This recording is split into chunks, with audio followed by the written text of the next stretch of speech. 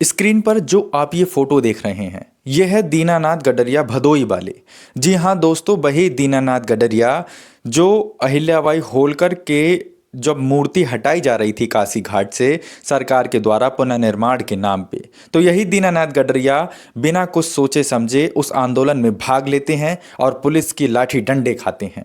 और यहाँ तक मुद्दा नहीं थमता, मुद्दा बढ़ता ही चला जाता है और पुलिस के द्वारा जो 18 लोगों पे मुकदमे दर्ज होते हैं उसमें एक नाम दीनानाथ गडरिया भदोई वाले का भी शामिल होता है। ये वही दीनानाथ गडरिया हैं जो दिन भर भेड़ चराते हैं, लेकिन इनकी सोच में, इनकी विचारधारा में, इनके साहस में मातेश्वरी अहिल्याबाई होलकर के अस्तित्व को बचाने की अस्तित्व को बचाने की आग हमेशा जलती रहती है। हमेशा इनको ऐसा लगता है कि अपने अस्तित्व के साथ खिलवाड़ किसी भी कीमत पर नहीं होने देंगे।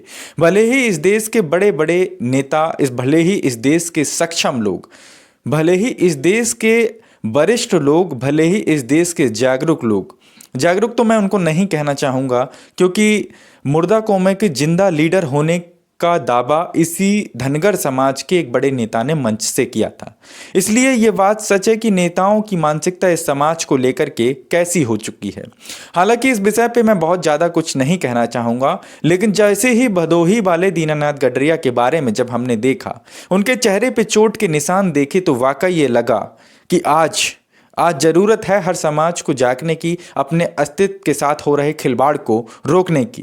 नमस्कार दोस्तों, मैं हूं आशीष धनगर और आप देख रहे हैं आपका अपना चैनल द अहिल्या दस्तक। और आज हम आपको ले चलेंगे एक ऐसे इंसान की कहानी में जिसके हाथ में कभी कलम नहीं रही, जिसके पास ना कोई राजनीतिक पद है, ना कोई संगठन, ना कोई सियासी ताकत है, लेकिन जिसके चेहरे पर आज भी लाठी डंडों के निशान जिंदा हैं।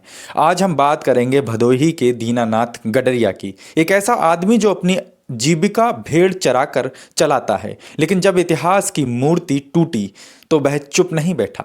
चुप रहने वालों में उसका नाम शामिल कभी नहीं किया जाएगा, उसका नाम शामिल किया जाएगा अपने अस्तित्व को बचाने वालों में। साथियों, देवी अहिल्याबाई होलकर कोई साधारण नाम नहीं है। काशी के घाट, मंदिरों का निर्माण और हिंदुस्तान के अंदर 12,776 मठ मंदिरों को पुनर्निर्माण कराने का काम, बनवाने का काम अगर किसी महिला शासक ने सबसे आगे आकर किया है तो उनका नाम अहिल्याबाई होलकर है। और यही कारण है कि जब काशी में उनकी मूर्ति को पुनर्निर्माण के नाम पर हटाया गया तो सवाल उठे, वीडियो सामने आए, लेकिन सोशल मीडिया पर जिस तरह से बवाल हुआ, लोगों को लगा इतिहास से खिलवाड़ हो रहा है। और जब इतिहास से खिलवाड़ शुरू हुआ तो दीनानाथ गडरिया आंदोलन में कूद पड़े। इसी समय भदोही का एक साधारण आदमी दीनानाथ गडरिया अपने घर से निकलता है। ना कोई पोस्टर, ना कोई भाषण, ना कोई मंच, केवल दिल में एक विचारधारा, मन में एक विचारधारा और एक ही उद्देश्य, अपने अस्तित्व को बचाना, अपने समाज के अस्तित्व को बचाना।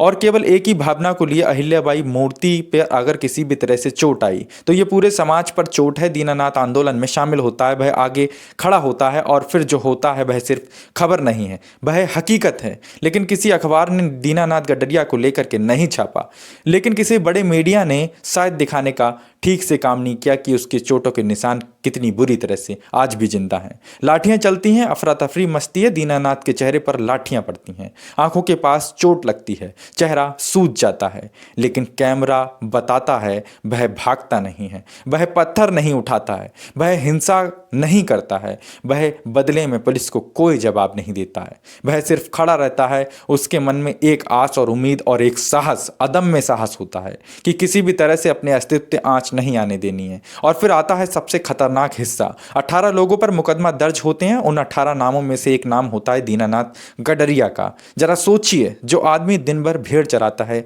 जिसकी आमदनी रोज की मेहनत पर टिकी हुई है, आज वह अपराधी बना दिया जाता है। आखिर किसके द्वारा अपराधी बनाया जाता है? उसी सरकार के द्वारा जिसको दीनानाथ ने आज तक वोट दिया। लेकिन ये सोचने का विषय है। अब सत्ता की आवाज को सुनिए। मुख्यमंत्री योगी आदित्यनाथ जी कहते हैं वह वीडियो एआई से बनाया हुआ है, मूर्ति नहीं तोड़ी गई है। केंद्रीय मंत्री एसपी सिंह बघेल जो इसी समाज की बदौलत शायद खड़े किए जाते हैं और इसी समाज की ताकत पर वो जीतते चले आते हैं, उन्होंने भी अपने बयानों में उस वीडियो को एआई से बनाया हुआ बताया है। लेकिन उनको लेकर के फिर नेक्स्ट वीडियो बनाएंगे। लाठी क्यों चली, सवाल उठता है। मुकदमे क्यों दर्ज हुए, सवाल उठता है। दीनानाथ का चेहरा क्यों टूटा, सवाल उठता है। 18 लोगों के नाम एफआईआर में क्यों दर्ज हुए, सवाल उठता है। सिस्टम बनाम गरीब की लड़ाई आज बेहद मजबूत हो चुकी है। साथियों, यह लड़ाई मूर्ति की नहीं है, ये लड़ाई सिस्टम और गरीब की है। आज अगर दीनानाथ किसी बड़े नेता का बेटा होता तो क्या यही आलम होता? अगर उसके पास वकीलों की फौज होती तो क्या यही आलम होता? नहीं होता। आज ये समाज पूछ रहा है, क्या हमारी आस्था सस्ती है? क्या हमारी आवाज की कोई कीमत नहीं है? क्या आंदोलन सिर्फ अमीर ही कर सकते हैं? क्या गरीब सवाल पूछे तो अपराधी बन जाता है? जैसे दीनानाथ गडरिया के साथ में 18 लोगों को अपराधी बना दिया गया। अब इनके मुकदमे वापस लिए जाएंगे या नहीं लिए जाएंगे, ये आने वाला समय तय करेगा। लेकिन आज जो स्थिति है, आज जो हालात हैं, उन हालातों में जो दीनानाथ गडरिया ने अदम्य साहस दिखाया, ऐसे साहस को मैं भी सलाम करता हूँ।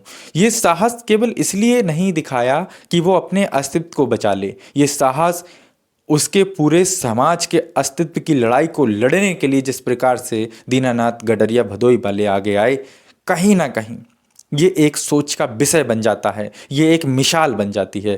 धन्यवाद साथियों, आप इस वीडियो को किस तरह से समझते हैं कमेंट सेक्शन में अपनी राय जरूर दीजिएगा। हम फिर मिलेंगे एक नए वीडियो एक नए टॉपिक के साथ में, तब तक के लिए जय हिंद, जय भारत।